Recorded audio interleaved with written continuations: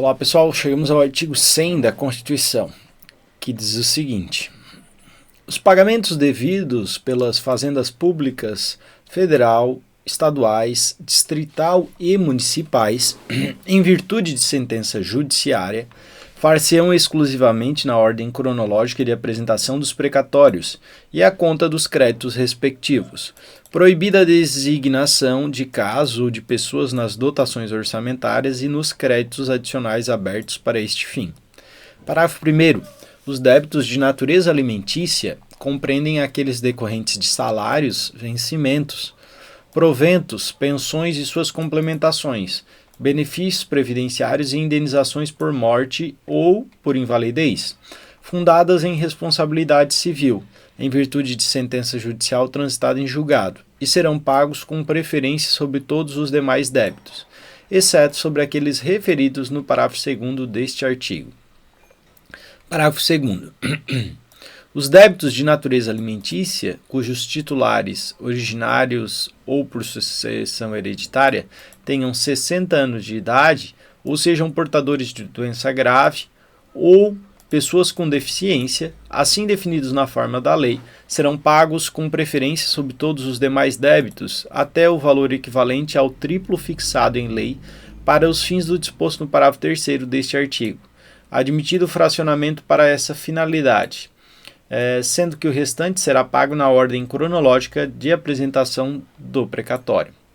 Parágrafo 3º.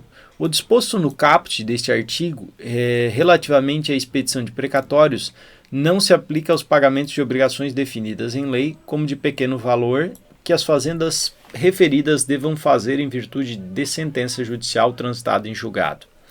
Parágrafo 4º. Para os fins do disposto no parágrafo 3º, poderão ser fixados, por leis próprias, valores distintos a entidades de direito público, segundo as diferentes capacidades econômicas, sendo o mínimo igual ao valor do maior benefício do regime geral da Previdência Social. Parágrafo 5º.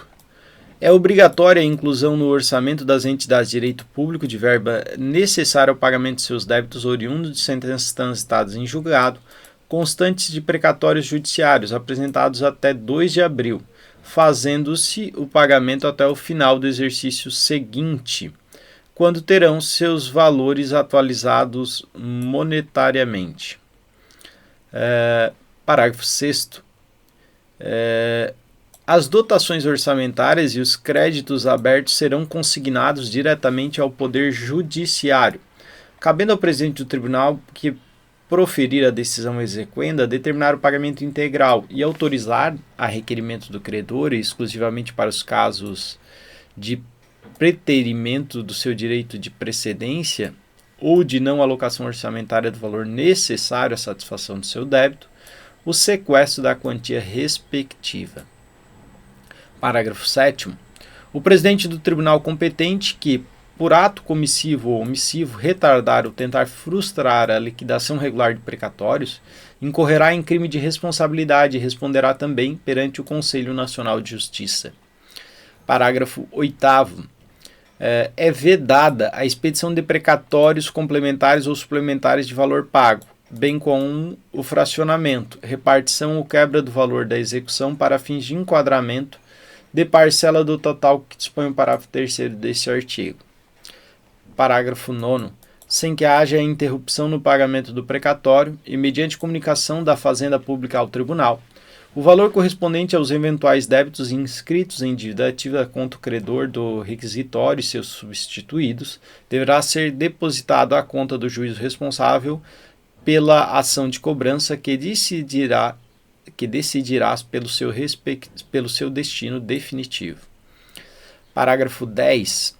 Antes da expedição dos precatórios, o tribunal solicitará à fazenda pública devedora, para resposta em até 30 dias, sob pena de perda do direito de abatimento, informações sobre os débitos que preencham as condições estabelecidas no parágrafo 9º para os fins neles previstos. Parágrafo 11º.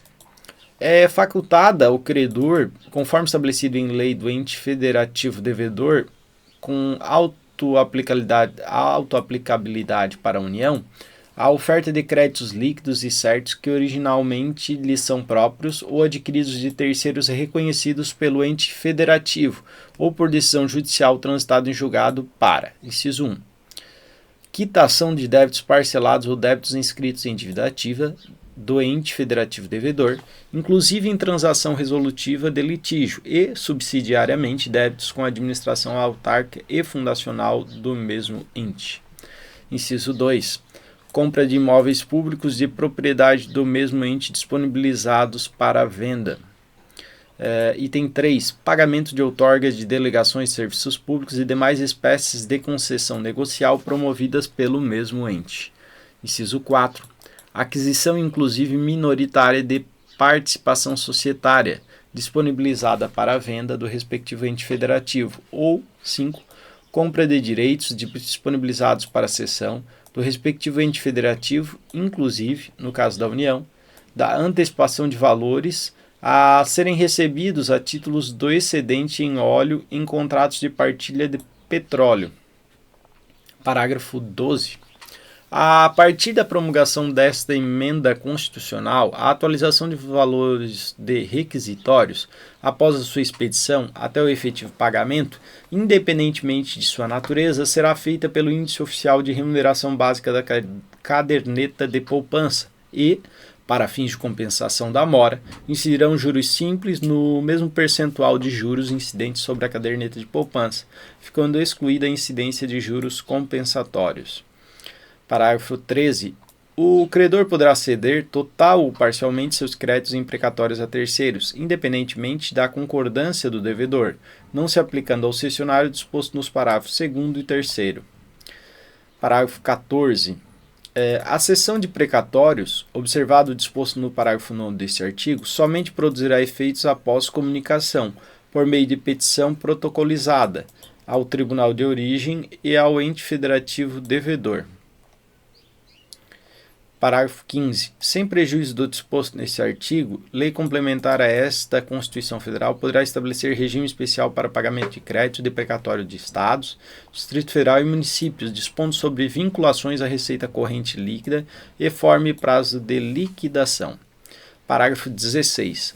A seu critério exclusivo e na forma da lei, a União poderá assumir débitos oriundos de precatórios de Estados, Distrito Federal e municípios, refinanciando-os diretamente.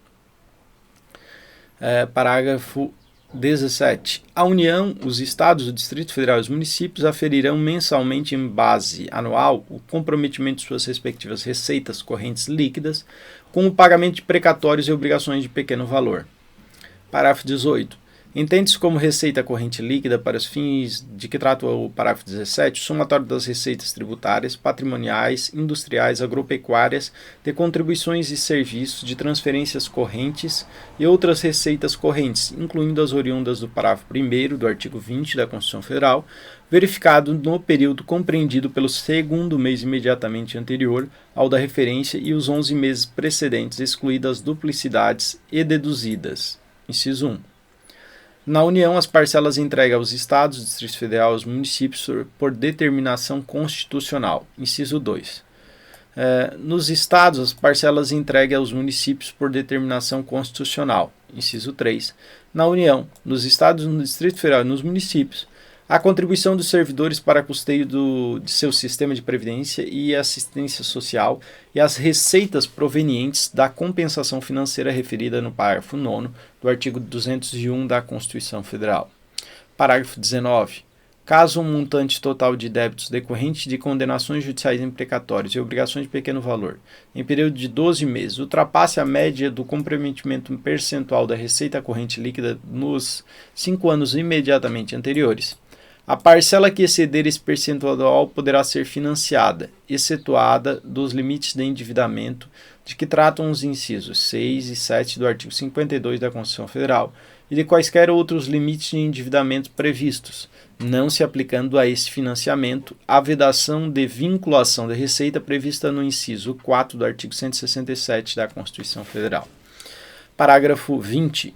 Caso haja precatório com valor superior a 15% do montante dos precatórios apresentado nos termos do parágrafo 5º deste artigo, 15% do valor desse precatório serão pagos até o final do exercício seguinte e o restante em parcelas iguais dos 5 exercícios subsequentes, acrescida de juros de mora e correção monetária, ou mediante acordos diretos perante juízos auxiliares de conciliação de precatórios, com redução máxima de 40% do valor do crédito atualizado, desde que em relação ao crédito não penda recurso ou defesa judicial e que sejam observados os requisitos definidos na regulamentação editada pelo ente federado.